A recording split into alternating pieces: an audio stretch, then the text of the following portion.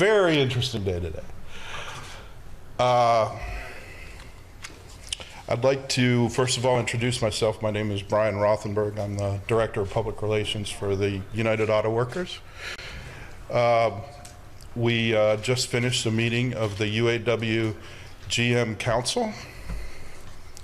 I believe most of you have gotten some of the highlights that we have put out today. You will be receiving a press release shortly that the UAW GM Council has voted to recommend for ratification the contract. However, they have also recommended that we remain on the strike line until the vote on ratification. Ratification meetings will start on Saturday, and they are expected to have their ballots turned in on a week from Friday or 8 days from now. So,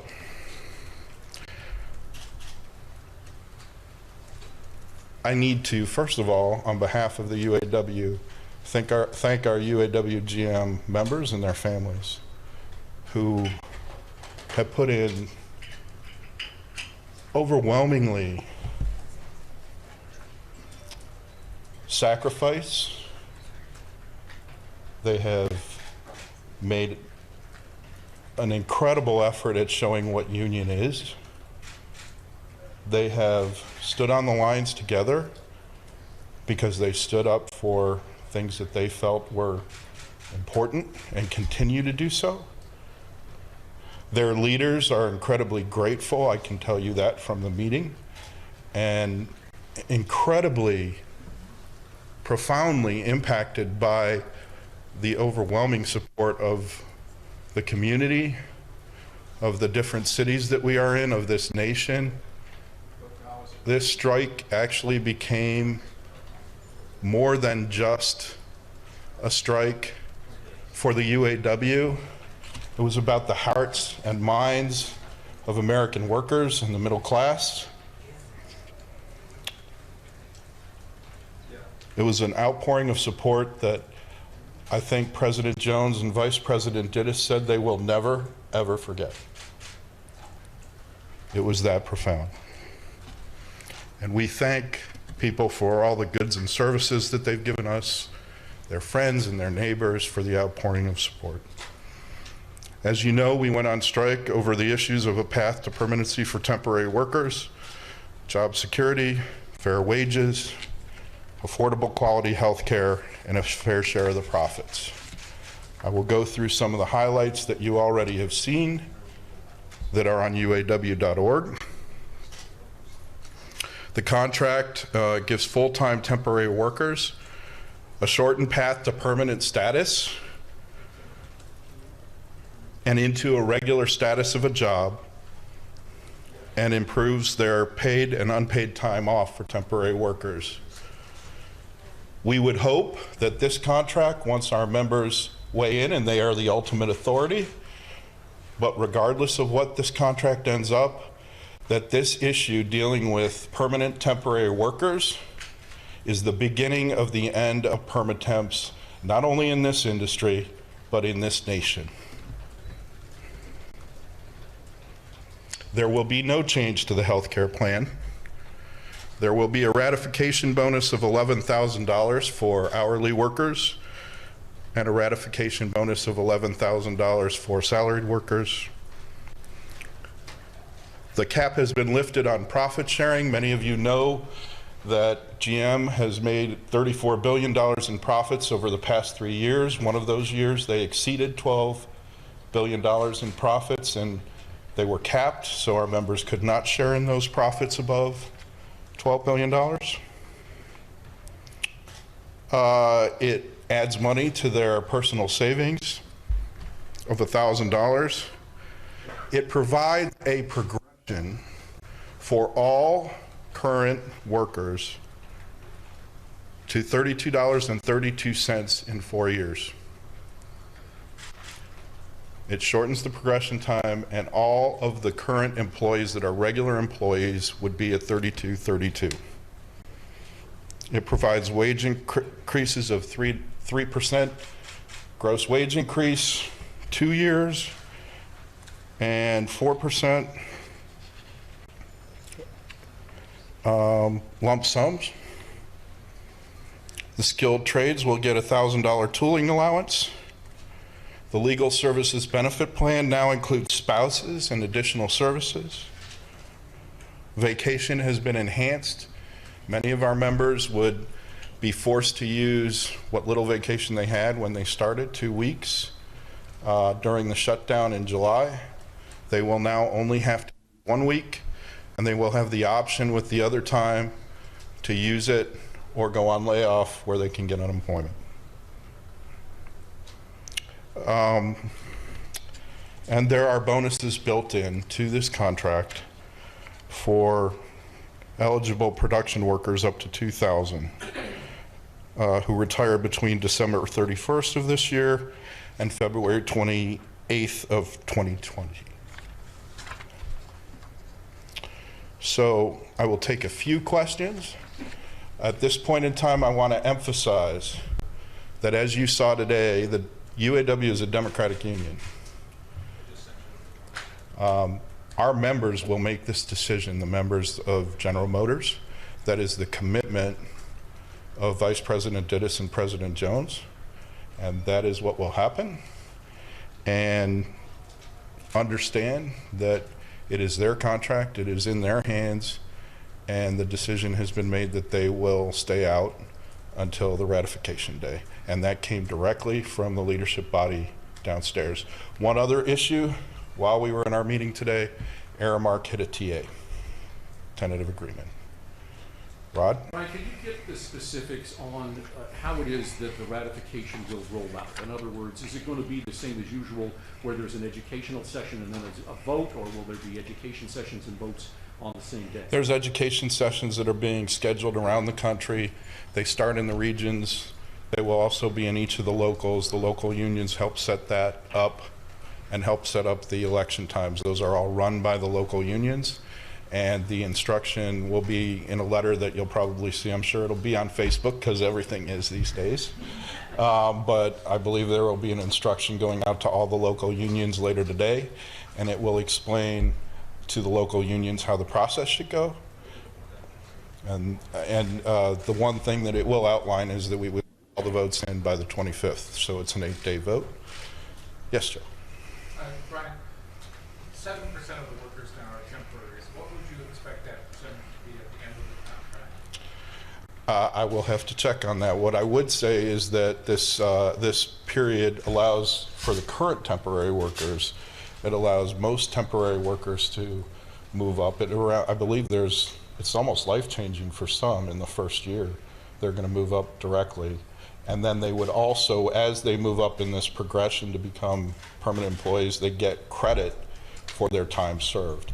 The one issue I would also point out, by the way, is that there's a provision that you'll see in there that has a 30-day provision, because it has to be consecutive days, but you do have 30 days that if you're off or something like that, that it doesn't count toward that. Ryan, is the union all worried about the expedited voting? I mean, usually it takes 2 weeks, 3 weeks, sometimes this is going to be in a week. I believe that we've seen that our members do incredible things. I think our members are incredibly tuned into this contract, and I don't think that will be a problem getting in to vote on this contract. And all 3 plants, there's 3 plants closing still? I'm sorry? There's 3 plants closing still, or? All of our workers will remain on strike until the ratification day. Brian. Right here. You said one of the sticking points throughout this whole contract negotiation has been the UAW's insistence that you bring product lines back from Mexico to the U.S. That doesn't seem to have happened. So what do you feel like you got in this contract that warrants giving that up? I will say this, as you will see in the highlights, we remain strongly opposed to the decision to unallocate the plants. These plants will continue to make our effort to fight for these jobs in America. I think our national negotiators and all of us did everything they could. I think that you will see that we tried to do our best when we realized the situation for the workers in those plants by the assistance package we were able to negotiate, and because the unions exist, we were able to do that. I think that most of our members understand, and all of our leaders understand, the reluctance of what happened, and I'm from Ohio. I understand it. I'm from around the valley. So. I'm going to take a couple more, but it's basically just sticking to the topics that we have in the contract. Brian, can you talk about why aren't there plant investments in the highlighter? It sounds like the GM is making a commitment for $7.7 billion in investments, but it's not outlined. Well, some of these aren't even in this contract or subject to this contract. For instance, the battery plant that you've written about, and the stuff about Lordstown. If it even happens, all that is not necessarily in this contract, so I'll leave it at that. You know, What promises have you got that you can count on? I'm going to stick to what's in the contract and what's in our highlights for today. And Well, voting Brian, starts then, on today. if you don't mind answering this, why leave important parts of that contract that you were hoping for out? Because a lot of people know if it's not in paper, in writing, it doesn't mean anything. It takes two people to negotiate. I'll just leave it at that. I think everybody understands how serious that issue is. Brian, this is my So is that issue contract still that I've been open? through, and it's always, the plans are listed in every summary. So that's a big deviation from, Well, I think the structure of it has changed a little bit too. So, you know, I mean, the problem is not everything is in here, in this contract. So I'll leave it at that. What about the things that are in the contract? Why aren't they being outlined? What about the things that are in the agreement? Why aren't they being outlined in the highlighter? In the highlighter, we specifically talked about product in the highlighter. Where? It's right here on we talk about the product issue. So, How long will members have between the education sessions and the actual vote to consider it? the locals will set that up. Can you say anything about the error TA? I do not, because I was in the GM meeting, so I don't know the details, and that's why Vice President Dittus is not here right now. What is behind the decision to keep the workers out on strike during ratification? The local leaders made the decision that they felt strongly that they should stay out until the vote. Because I can't speak for the local leaders other than to tell you they felt strongly that it was important to them and their members that they have the opportunity to vote and make this decision. Brian, All right? Brian, just a quick question over to Brian. Sorry, I came in late. Yeah, sure, Jim. You may have already answered this. Can you speak to the work that will be going into Detroit Hamtramck, the all-electric truck? How many jobs is that? Will that be? And what else has the company told you about a battery plant that's going to be over in the Lordstown area that's not in that plant? So as I discussed, Jim, some of these things are not in this contract, so I'm sticking to what's in the contract. That's one of the issues that we have here, but I just want to make it very clear that, I mean, you've all reported on it, what the investments are. We're in a different situation here where you have some things that are not subject to the master agreement. So with that, I'm going to go. What was the length of the meeting? What was it so long? What were some of the heated topics that were being discussed? If you've ever been in a UAW meeting, it's very democratic, and everybody wanted their chance to talk. Brian, are the Aramark workers still on strike? Aramark workers right now have hit a TA. I've got to double check on that, but I believe that they do not have to cross the picket line, so they will probably remain out. Once workers vote, how long until final results come? Usually does not take long. Brian, the voting officially starts on Saturday? Correct. And it ends next Friday?